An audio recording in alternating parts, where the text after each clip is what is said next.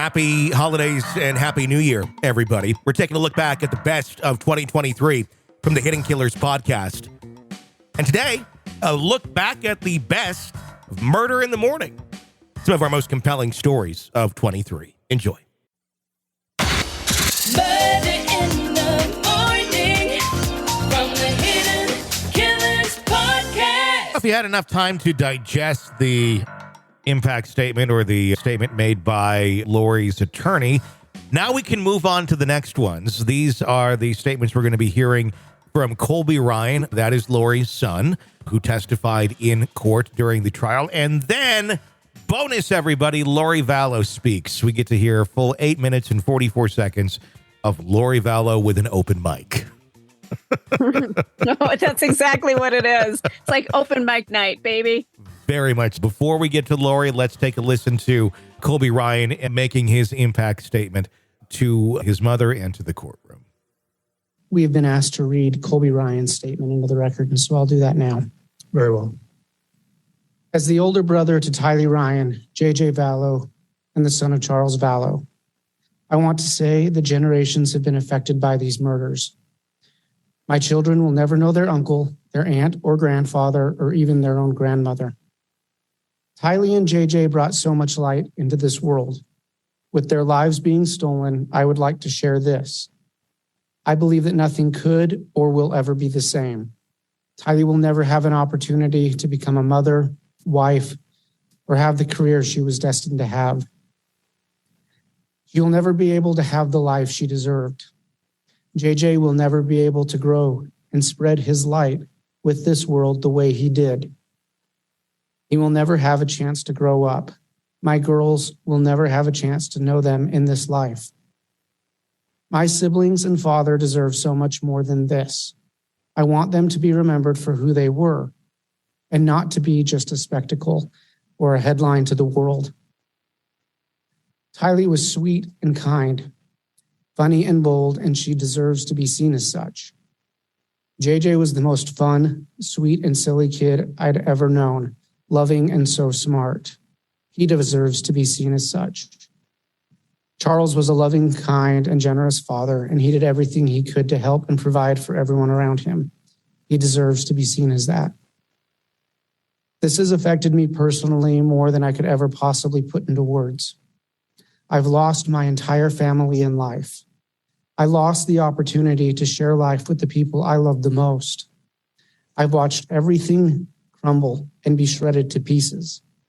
I have lost my sister, brother, father, and my mother.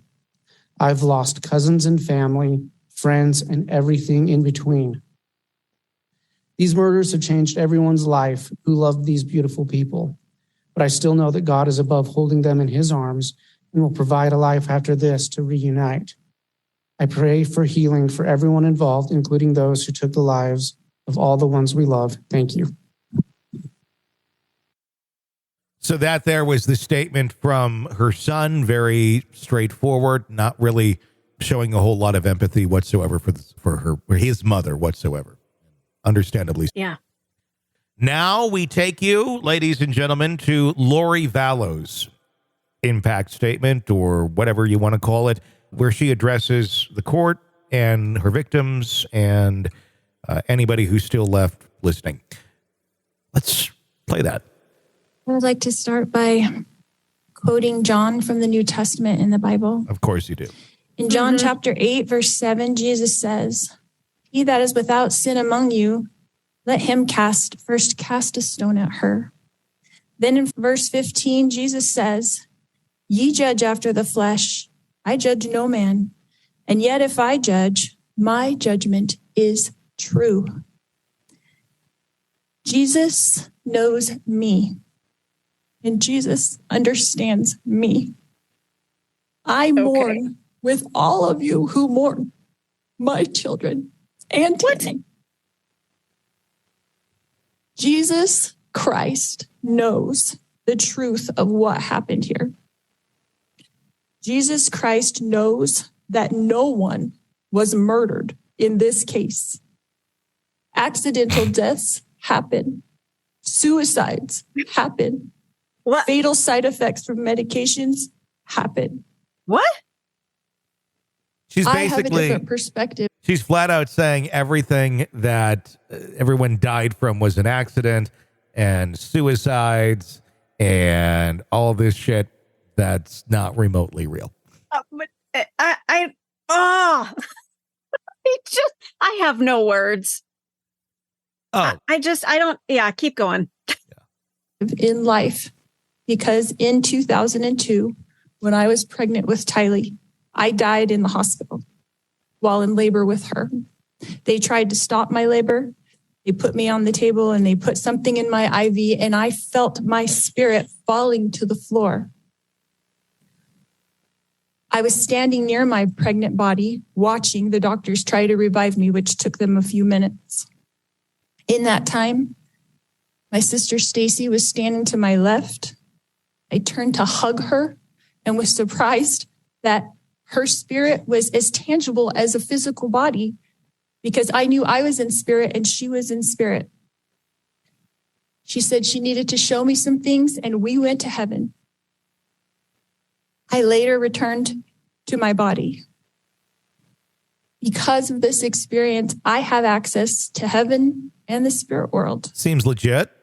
Since then, I have had many communications from people now living in heaven, Of course. including my children, Oh, Tyler No. Ashland and Joshua Jackson, my sisters, Stacy and Lolly, my aunts and my uncles, and my grandparents.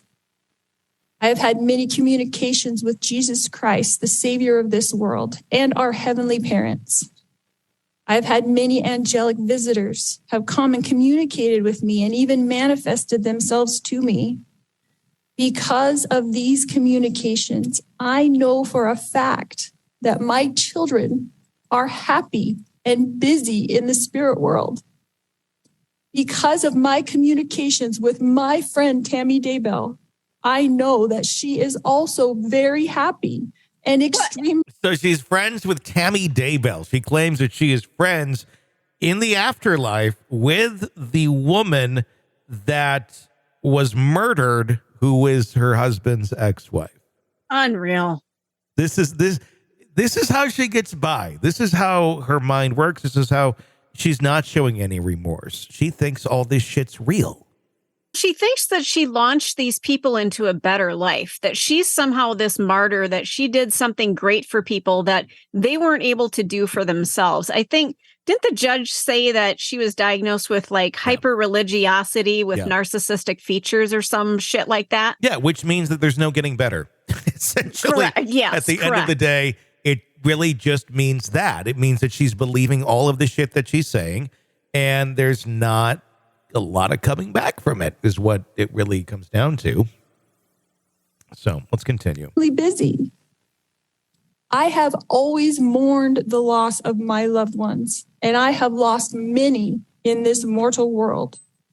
However, I know them more than most people. I know where they are now and what they're doing. I know how wonderful heaven is, and I'm homesick for it every single day. I know we all lived in heaven before we were born on earth, and we were all adult spirits in the heavenly realm. We chose to come to earth as mortals. Heaven is more wonderful than you can possibly imagine. I do not fear death, but I look forward to it. Okay. I did not want to return to my body when I was out of it. No one else Even wanted though my you to son either. Colby, who I adored more than anything, was only 6 years old at the time, and I was about to give birth to this new baby girl that I wanted so badly. What? I was a young mother, and you would think I wouldn't want to leave my children, but as I stood in heaven, I did not want to go back. I thought they would be fine without me because I was peaceful and I was happy and I was home. But then I was told by Jesus that I needed to go back and complete things that I had covenanted or promised to do before I was born. Kill your kids. This caused me a lot of distress because I knew heaven was my real home and I only wanted to be there. I was free from pain, emotional and physical. But then I was shown how I would help my children and others in the future. So ultimately, I did agree to go back to my body.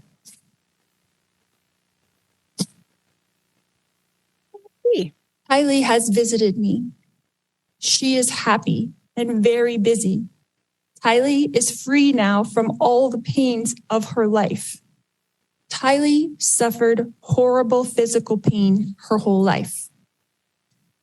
I sat with Kylie in the hospital year after year while she screamed in pain when the morphine wasn't even enough to take away the pain of her pancreatitis.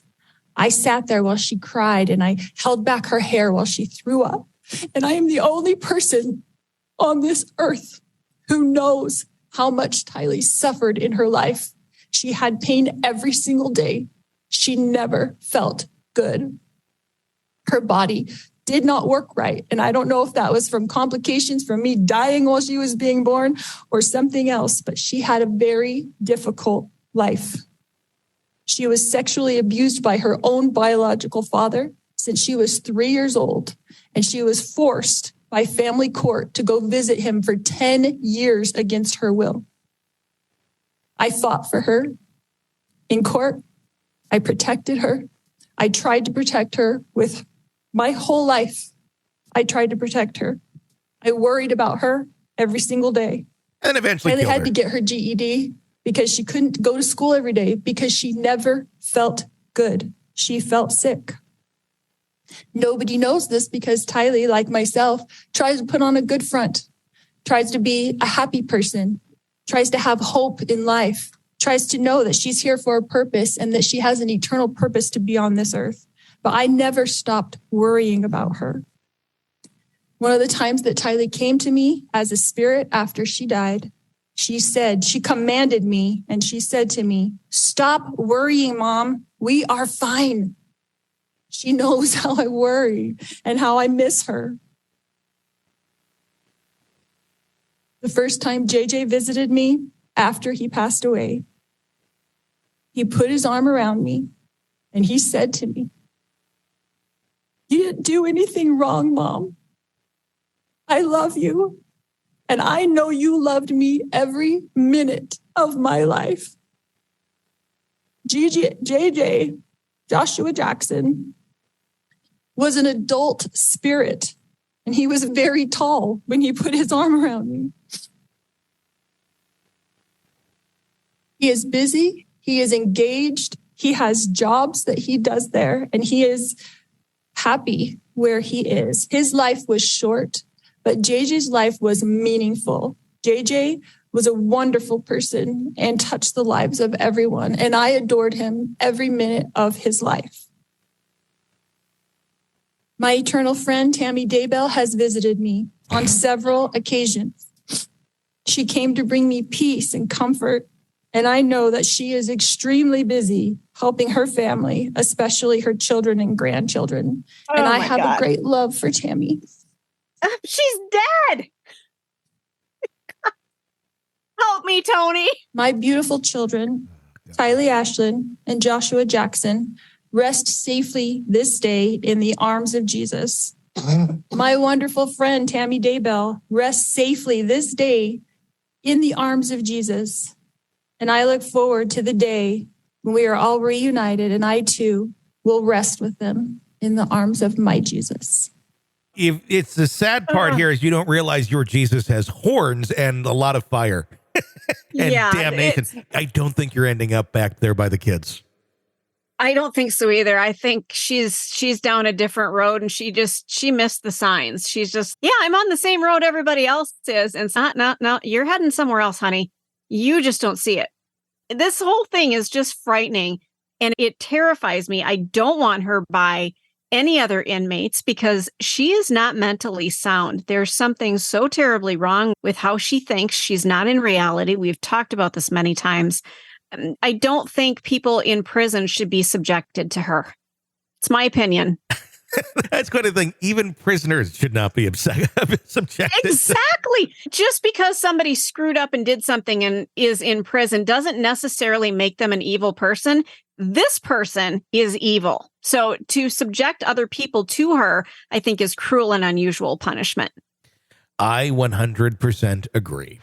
You're locked into the Hidden Killers podcast. Want more? Start binging on all of our true crime podcasts right now through Apple Podcasts and get an ad-free experience when you sign up to be a True Crime Today Premium Plus member exclusively on Apple Podcasts. More of the Hidden Killers podcast dropping soon. Press subscribe now.